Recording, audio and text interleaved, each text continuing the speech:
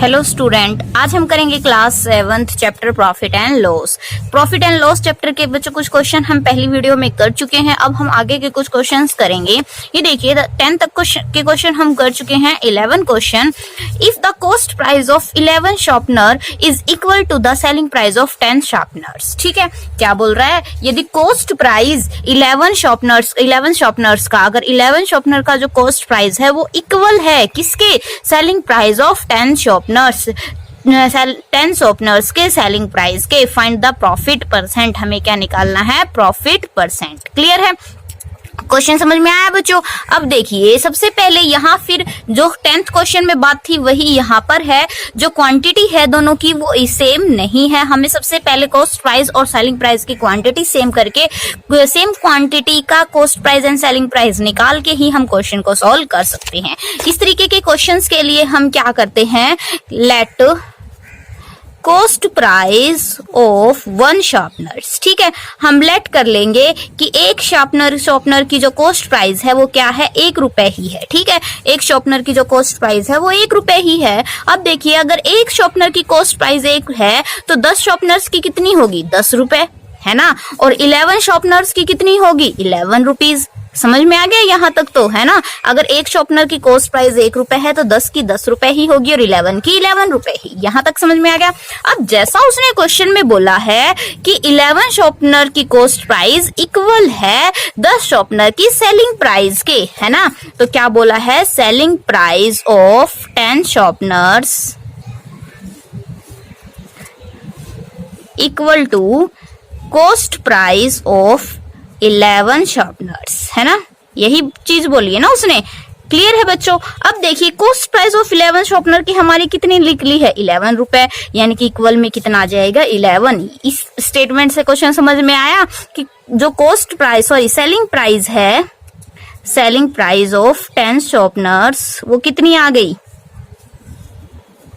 11 rupees ना, क्योंकि 10 sharpener की सेलिंग प्राइस 11 शार्पनर की कॉस्ट प्राइस के इक्वल है और 11 शार्पनर की कॉस्ट प्राइस हमारी निकली है 11 रुपीज। तो सेलिंग प्राइस 10 शार्पनर की कितनी हो जाएगी? 11 रुपीज। अब देखिए, 10 शार्पनर्स की ही हमारे पास सेलिंग प्राइस भी आ गई और 10 शार्पनर की ही हमारे पास कॉस्ट प्राइस भी आ गई। तो हम इजीली कंपेयर कर सकते हैं ना? अब कॉस्ट प्राइस तो है 10 रुपए और सेलिंग प्राइस है 11 रुपए। तो साफ सी बात है बच्चों, क्या हो गया? प्रॉफिट कितने का? 11 माइनस 10, यानी कि 1 रुपीज का। कितने का हो गया? 1 रुपीज का। अब निकालना है प्रॉफिट परसेंट, तो प्रॉफिट है 1 मल्टीप्लाई में 100 और बाय में हमेशा क्या आएगा? Cost price. अब कॉस्ट प्राइस हम 10 की ही बाय में करेंगे क्योंकि 10 के कंपेयर से हम क्वेश्चन निकाल रहे हैं ना, 10 से 10, तो कितना आ जाएगा? 10%। ये आ जाएगा हमारा आंसर।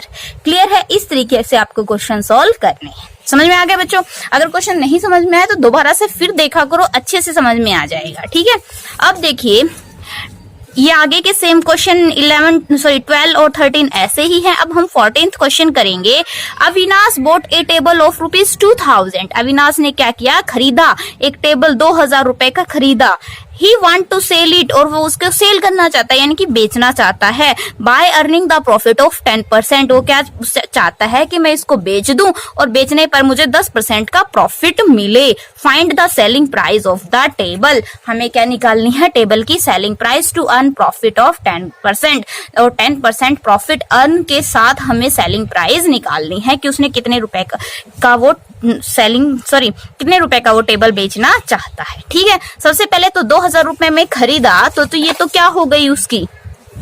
क्या हो गई ये उसकी? कॉस्ट प्राइस ऑफ टेबल हो गई ना, ये कॉस्ट प्राइस ऑफ टेबल कितनी? 2000 रुपीज। क्लियर है?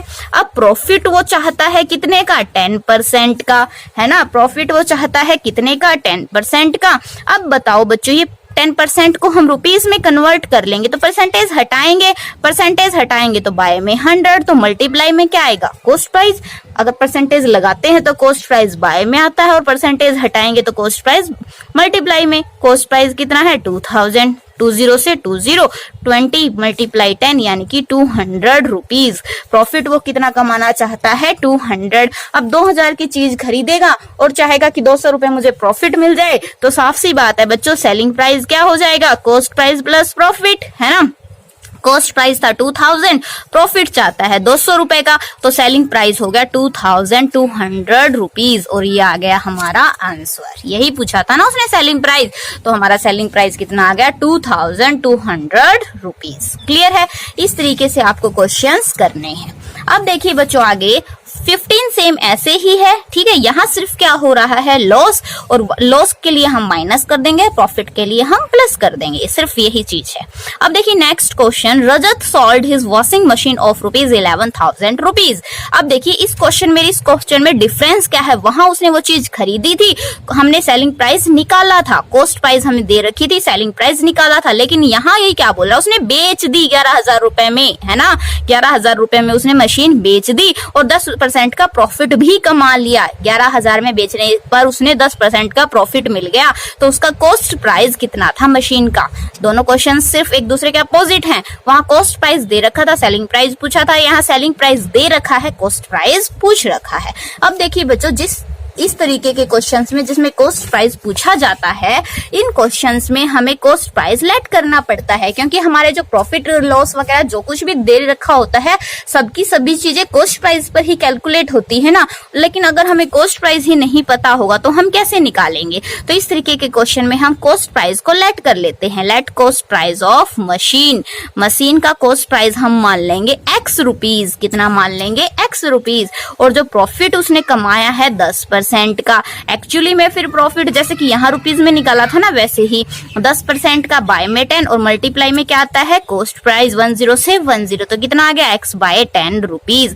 प्रॉफिट कितना आ गया X/10 रुपीज। अब देखिए हमारे पास क्या होता है, selling price is equal to cost price plus profit, है ना।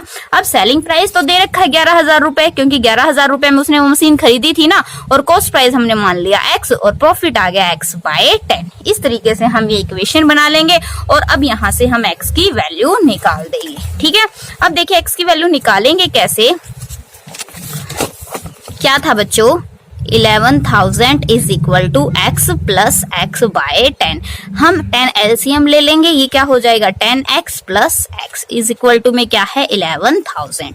अब 11,000 मल्टीप्लाई, ये कहाँ चला जाएगा, मल्टीप्लाई में 10X और 1X 11X हो जाएगा, है ना। अब X की वैल्यू चाहिए है, तो इस 11 को भी हम क्या कर देंगे, बाय में ले आएंगे और X की वैल्यू आ जाएगी ये 1 पे 1000 और 1000 को 10 से मल्टीप्लाई करेंगे तो कितना आ जाएगा 10,000 रुपीज। अब ये किस चीज की वैल्यू आ गई बच्चों, X, और X हमारा क्या था, कॉस्ट प्राइस ऑफ मशीन। क्या था, कॉस्ट प्राइस ऑफ मशीन। कितना आ गया 10,000 रुपए। उसने कितना में खरीदी थी मशीन, 10,000 में, बेच दी 11,000 में, तो 1,000 रुपए का प्रॉफिट हो गया ना। और 1,000 रुपए का प्रॉफिट परसेंटेज में कन्वर्ट करेंगे तो 10% ही आएगा। क्लियर है? इसी तरीके से आपको ये नेक्स्ट क्वेश्चन भी करना है। यहाँ लॉस हो रहा है तो इसके लिए हम क्या कर देंगे, माइनस कर देंगे। क्लियर है बच्चों? सिर्फ यहाँ पर जो हमने प्लस किया था ना, यहाँ क्या हो जाएगी माइनस, और डिट्टो सर का सेम क्वेश्चन है। और आपको अगर नहीं समझ में आते हैं तो 2 बार देखो क्वेश्चन को, 3 बार देखो, अपने आप समझ में आ जाएगा। बहुत ही इजी क्वेश्चन है। और क्वेश्चन सोल्व करने से पहले सबसे पहले स्टेटमेंट पढ़ो 2 बार, फिर भी नहीं समझ में आ रहा 3 बार पढ़ो क्वेश्चन को, जब जाके आपके क्वेश्चन अगर आपके माइंड में सेट हो गया तो इजीली वो सॉल्व हो जाएगा, ठीक है। एंड प्लीज बच्चों को शेयर करो वीडियोस को, ज्यादा से ज्यादा सब्सक्राइब करो चैनल को, ठीक है। एंड आप हमारी कंप्लीट वीडियो देखते हो, इसके लिए तो आपका बहुत बहुत धन्यवाद।